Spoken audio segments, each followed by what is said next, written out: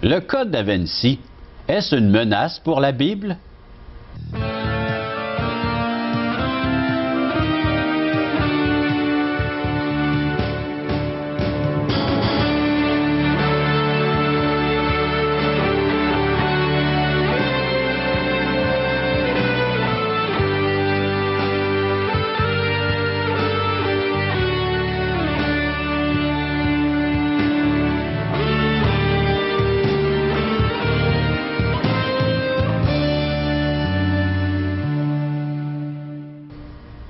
Mesdames, Messieurs, bonjour, bienvenue à l'émission Parole vivante. Oui, pendant les prochaines émissions, nous allons nous entretenir sur le Code da Vinci et on va le regarder parallèlement aux Saintes Écritures, à la Bible, avec l'aide d'un invité, M. Stéphane Gagné.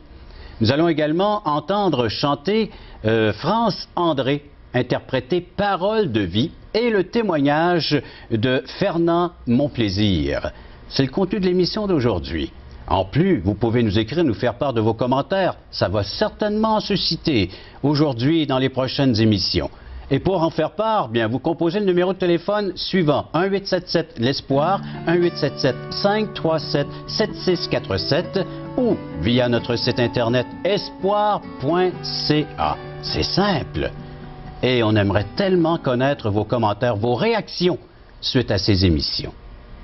Je vous présente notre invité. Monsieur Stéphane Gagné, bonjour. Bonjour. Bienvenue à l'émission Parole vivante. Ça me fait plaisir d'être ici. Alors, on s'aperçoit que notre salon est transformé en bibliothèque. Un vrai rat de bibliothèque, Stéphane. Oui. T'en as lu des livres. On aimerait te connaître davantage. Qui est Stéphane Gagné? Bien, je suis pasteur donc à l'Église baptiste évangélique de Saint-Georges-de-Beauce depuis une dizaine d'années. J'ai été aussi enseignant dans une école chrétienne dans la Beauce, donc ça fait 13 ans que je suis là. Je suis marié. J'ai 3 enfants et puis je me fais un plaisir d'étudier les questions d'actualité qui concernent la Bible et l'histoire. Tu as lu le Code da Vinci? Oui. Pas juste une fois. Tu l'as décortiqué? Je l'ai décortiqué, je l'ai analysé et puis j'essaie de regarder en quoi ce livre-là pouvait constituer une menace pour le christianisme. Et puis, donc, on voit l'outil et les outillages que tu as utilisés, et puis beaucoup d'autres recherches sur des sites Internet, certainement, concernant cet écrit. Oui, il y a beaucoup de matériel qui existe. On peut même aller sur le site de Dan Brown. Comme je suis... Qui est l'auteur de ce livre. Qui est l'auteur de ce livre. Je suis étudiant en histoire à la maîtrise, puis mon professeur m'enseigne à toujours aller dans les sources primaires, c'est-à-dire dans les écrits même des auteurs. Alors, dans ce cas-là, j'ai beaucoup pigé dans les écrits de Dan Brown pour comprendre où est-ce qu'il s'en va avec ce roman-là, ce livre-là, et en quoi, quels sont les éléments qui sont une menace donc pour la Bible, pour Jésus-Christ.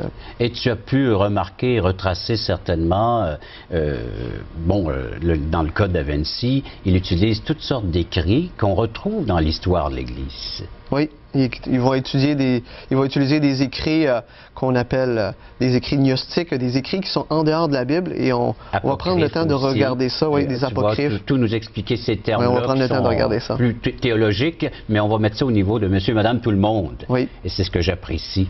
Alors donc, soyez à l'écoute, soyez présents, parce que c'est ce que nous allons faire cette semaine et dans les autres semaines à suivre. Nous allons décortiquer le Code da Vinci, mais à la lumière des Saintes Écritures. Nous allons prendre la Bible et regarder ensemble d'où sont ses sources et pourquoi est-ce qu'il peut écrire telle chose concernant l'Église, concernant la personne de Jésus-Christ, concernant la Bible en tant que telle.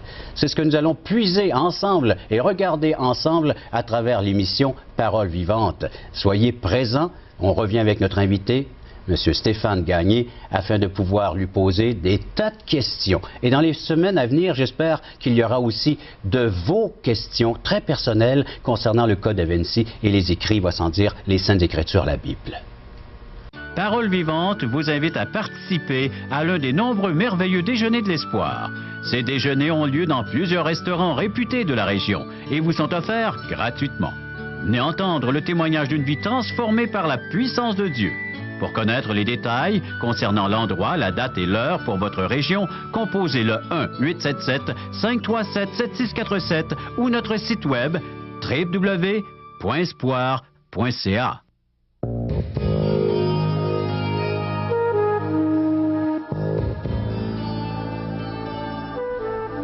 Vous avez certainement des questions concernant le Code Da Vinci. Je vais les poser à notre invité. Stéphane, tout d'abord, pourquoi ce roman, puisque c'est un roman, est-il si populaire de nos jours, aussi bien parmi les théologiens, le christianisme, que les gens de monsieur et madame tout le monde s'intéresse à ce livre? Pourquoi? Le livre est important parce qu'il connaît premièrement un succès phénoménal. Si on parlait juste du succès, c'est un best-seller au New York Times depuis les années 2003, même chez Archambault à Saint-Georges-de-Beauce. On le retrouve encore parmi les titres les plus vendus, vendu environ à 40 millions d'exemplaires. Il devient un livre de cours dans les classes aux États-Unis. Je l'ai vu sous des formes de calendrier, etc. C'est vraiment un phénomène mondial, sans précédent dans la littérature. Une chose que j'aimerais dire concernant ce qu'on va voir avec le Code Da Vinci, c'est que notre but, c'est pas de donner toute l'attention au Code Da Vinci. Le Code Da Vinci va nous servir d'échantillon pour comprendre un peu la mentalité moderne. Donc, c'est pas nécessairement juste une attaque directe, mais comprendre la façon dont les gens pensent aujourd'hui concernant les questions de Jésus, l'Église, etc. Pourtant, l'auteur précise que c'est un roman. Alors, pourquoi un roman? C'est une histoire inventée? C'est une histoire inventée.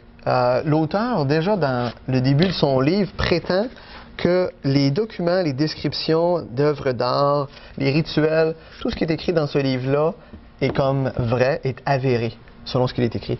Et la réalité est tout autre. Alors, il faut peut-être jeter un regard sur ce livre-là, le contenu, pour voir est-ce que ce qu'il affirme est vraiment vrai au niveau archéologique. En parlant de ses sources. Oui, et les sources, on va regarder ça dans la prochaine émission lorsqu'on va regarder sur quelles sources il s'est basé pour pouvoir développer son idée, son roman. Une chose qui pourrait être intéressante à regarder à ce point-ci, c'est juste préciser que dans la parole de Dieu, si vous regardez dans Colossiens chapitre 2, le verset 6, 7 et 8, il est écrit « Ainsi comme vous avez reçu le Christ Jésus, le Seigneur, marchez en lui. Soyez enracinés et fondés en lui, et affermis dans la foi d'après les instructions qui vous ont été données, et abondez en actions de grâce. Prenez garde que personne ne fasse de vous sa proie par la philosophie, par une vaine tromperie, selon la tradition des hommes, selon les principes élémentaires du monde, et non selon Christ. » Alors, le christianisme ou le chrétien, c'est une personne avisée, une personne qui est au courant qu'il y a des dangers qu'il guette. Oui. Déjà, on est avisé par ce texte de Colossiens chapitre 2. On est avisé de prendre garde. Il y a une importance réelle dans le Code Da Vinci. Et une des raisons, c'est le succès de M. Brown et du fait qu'il va exploiter des termes actuels qui sont propres à tout le monde. Il y a un monsieur dans un National Catholic Reporter qui a dit que cet ouvrage-là est habilement écrit puis composé de codes, d'anagrammes, de technologies avancées, d'orgies sexuelles païennes, de renversements de fortune, de templiers, d'évangiles gnostiques, de policiers corrompus, de meurtres brutaux. Écoute, il y a un film qui va sortir au mois de mai, le 19 mai, concernant le Code Da Vinci, et son importance est due au fait qu'il va exploiter des thèmes qui touchent des gens de toutes les couches de la société. Monsieur Beverly a dit que c'est alarmant de voir que des gens vont entrer en masse, des millions de personnes vont regarder ce livre-là, vont employer le Code Da Vinci comme base de leur croyance. Alors on ne peut pas juste faire comme si le Code Da Vinci était un roman comme les autres. Il affecte les gens. Dans le journal, il a une influence. Une grande influence. Et dans un article dans le Journal de Montréal la semaine passée, qui parlait du Da Vinci Code qui a changé les croyances des Nord-Américains, et bien que 73% des Canadiens croient que Jésus-Christ est mort sur la croix, il y a quand même un changement dans la population où 17% des Canadiens se disent en accord avec ce que Brown affirme et pensent que Jésus, donc, a été marié, il a une vie sexuelle avec Marie-Madeleine, a eu des enfants, etc. Et je veux vous citer ce que l'auteur du texte dit. « Cela montre le pouvoir d'une histoire, d'un roman pour changer et modeler l'opinion. » dit cet homme-là qui est M. Granville. Donc, il y a un pouvoir de changement de mentalité qu'on ne peut pas juste nier. Le Code Da Vinci influence les personnes. Mais à la base, c'est parce qu'il y a une ignorance. Il y a, justement, concernant les véritables écrits, ou du moins la Bible, les gens ont le livre à leur maison, mais est-ce qu'ils s'y documentent? Est-ce qu'ils vont vraiment puiser, vérifier si ce qu'on leur dit au sujet en rapport avec Dieu, avec Jésus-Christ, si cela est réel, vrai? Des fois, je doute, je regarde les gens, comment ils fonctionnent, la population, on réagit beaucoup plus aux émotions, beaucoup plus à ce qui leur plaît. Et une des importances du Code Da Vinci, c'est qu'il travaille sur la controverse. J'avais un article de journal concernant l'Église romaine qui décriait, donc qui mettait à l'index ce livre-là, justement parce qu'il jetait de la controverse. Et Brown n'a pas peur de la controverse. Au contraire, il trouve des avantages à la controverse.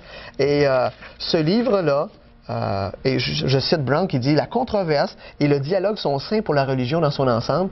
La religion a seulement un vrai ennemi, c'est l'apathie, c'est-à-dire ne pas discuter. » Donc lui, il propose vraiment un livre de controverse qui, évidemment, fait croître ses ventes, mais qui jette la confusion parmi la population.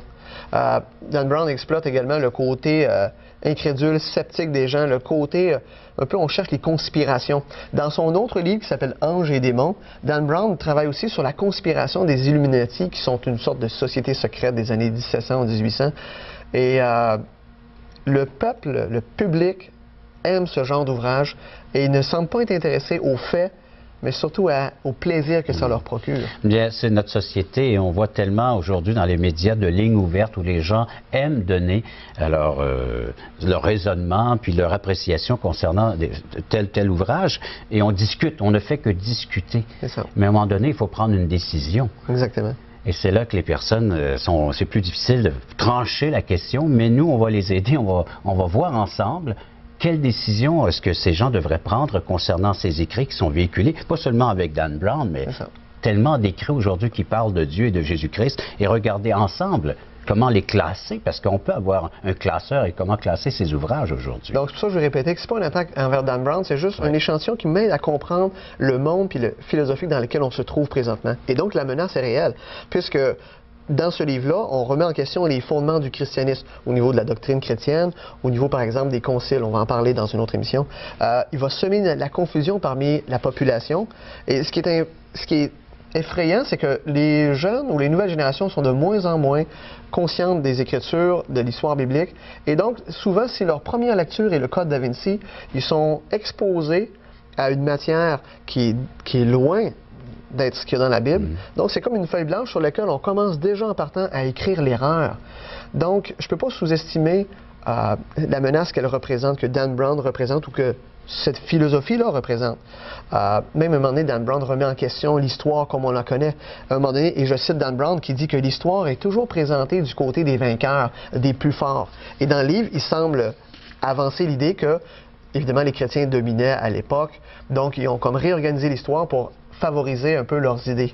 Sauf que, dans les faits, les 300 premières années, les chrétiens étaient loin d'être en majorité ou en pouvoir. C'était des martyrs, des apôtres, la persécution sous Néron, la suspicion dans la population. Les chrétiens étaient accusés de tous les maux de l'Empire. Ils ont été exécutés, on a confisqué leurs biens. Plusieurs donc sont morts martyrs, même des pères de l'Église. Donc l'affirmation disait que ce qui est dans la Bible ou dans l'histoire de l'Église a été comme trafiqué par les chrétiens parce qu'ils étaient le peuple dominant. C'est manquer le point de l'histoire, puisque ce n'est pas le cas. Et l'apôtre Paul lui-même qui a dû confronter ce genre d'écrit, bon, pas le Code Da Vinci en tant que tel, mais quand même le gnosticisme, parce que ces valeurs étaient déjà véhiculées dans le temps de l'apôtre Paul, et il se dit lui-même comme une balayure, comme un rejet de la société, que les chrétiens étaient les personnes les moindres reconnues dans la société. Ils n'avaient pas, en tout cas, le droit de parole comme on peut le faire aujourd'hui. Au contraire, comme tu dis, ils vivaient une vie qui était retirée à l'écart parce qu'ils étaient rejetés, méprisés. Oui. Et voilà que maintenant, bien, ce même gnosticisme réapparaît sous une autre forme, une autre enveloppe, mais exactement les mêmes croyances que nous pouvons lire dans les Saintes Écritures auxquelles on devait faire face et confronter dans le temps des apôtres. Et les gnostiques croyaient qu'on pouvait trouver le salut en pouvant avoir accès à une connaissance vraiment limitée, bien précise à certains groupes. Donc, les gnostiques, une délivrance, un salut par une connaissance cachée. Et comme vous dites si bien, l'apôtre Paul est dans les évangiles, particulièrement dans 1 Jean, Jean combat ce genre d'idées-là. Et Dan Brown ne se cache pas. Il vulgarise son ouvrage, dans le fond, c'est une vulgarisation d'idées ou d'hérésies recyclées. Et je le cite, il dit « Les secrets décrits dans ce livre ont existé depuis des siècles. Il y a des milliers de sources où l'on peut puiser. » Et il dit également un peu plus loin « Ils ne sont pas les miennes, ces idées-là. Cependant, c'est peut-être la première fois que ces idées-là ont été écrites dans un contexte de roman populaire. Et c'est ce qui est dangereux, c'est qu'il va recycler largement toutes sortes d'idées hérétiques ou déviantes qui sont contraires à l'Écriture pour faire valoir son histoire, son idée. Et en ça, donc, c'est une menace. En résumé, l'histoire de Da Vinci ou du Code Da Vinci de Dan Brown. L'histoire se produit donc dans le musée de Louvre, débute là, il y a un meurtre et il y a deux personnes qui sont M. Langdon et Sophie Neveu, qui est liée avec la parenté avec le monsieur qui est mort. Et il y a toutes sortes d'indices autour du cadavre et que finalement, il s'ensuit une chasse, vraiment une chasse à l'homme, puisqu'il y a un policier qui pourchasse ces deux personnes-là. Et tout ça, c'est pour obtenir une information qui pourrait détruire l'Église catholique. Alors, il y a deux belligérants dans l'histoire. Il y a l'Église romaine et une société secrète qui pourchasse nos deux amis. Et à travers la corruption, à travers l'intrigue, aujourd'hui dans nos valeurs humaines là, populaires. Et donc, Dan Brown lui utilise tout cela. Oui, dans son roman. Le roman est intéressant. Lorsqu'on commence à lire, on est captivé, mais il y a un poison qui est dilué dans ce texte-là. Et la Bible est claire. La Bible dit dans 1 Timothée chapitre 1, verset 4, « Ne pas s'attacher à des fables et des généalogies. » Et je crois que ça, c'est le meilleur exemple de cette idée-là, fables et généalogie. Merci beaucoup, Stéphane. Chers téléspectateurs, vous avez peut-être lu, vous vous êtes documenté, vous avez entendu parler de Dan Brown, du Code Da Vinci. Vous avez une Bible à la maison? Lisez-la. Vous allez voir ces mêmes valeurs qui sont véhiculées dans ce livre et dans d'autres écrits. La Bible y faisait déjà face avec les apôtres et il nous donne tout le matériel nécessaire pour pouvoir comparer, regarder les écrits et faire un choix. Et surtout concernant la personne de Jésus-Christ. Parole de vie. C'est ce que nous allons entendre dans le prochain chant. Et méditons là-dessus. Portons des réflexions sur cette parole vivante.